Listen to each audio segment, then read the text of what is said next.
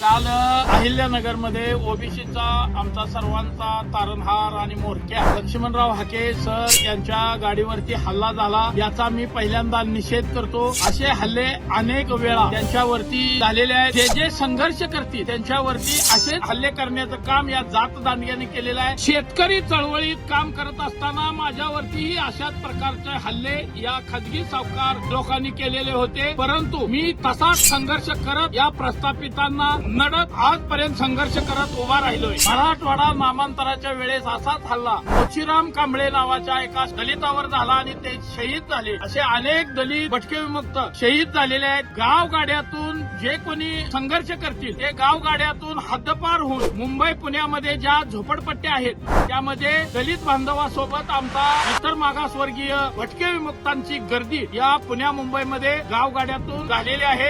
हाके सरांवर हल्ला करून ज्यांची मानसिकता ही ओबीसी चळवळ संपवण्याची आहे, या मानसिकतेमुळे ही चळवळ कधी संपणार नाही। तुम्ही जेवढी दाबण्याचा प्रयत्न करा तेवढ्याच पद्धतीने ही गावगाड्यातली चळवळ यापुढेही अशीच संघर्ष करत उभी राहील आणि ती नक्कीच यशस्वी होईल। या हल्ल्यामागे शरद पवार असण्याची शक्यता आहे। या आरोपींचे शरद पवारांसोबत फोटो आहेत, यांचा आकाश शरद पवारच आहे आणि जर अशा आमच्या ओबीसींच्या नेत्यांवरती हल्ले कराल तर शरद पवारांची सभा या महाराष्ट्रात पुढे कुठेही होणं मुश्किल करू। असे अनेक संघर्ष योद्धे हे या प्रस्थापित जात दांडग्यांना सातत्यानं त्यांच्या विरोधात संघर्ष करत आहे। अरे तुम्ही हाके सरांसारख्यावरती काय हल्ले करता? आम्ही सुद्धा बापू बिरू वाटेगावकरांच्या रक्तामासाच्या आहोत। हाके सरांसारख्या संघर्ष योद्ध्यावर परत जर हल्ला करण्याचा प्रयत्न केला तर जशाच तसं तुम्हालाही उत्तर मिळेल।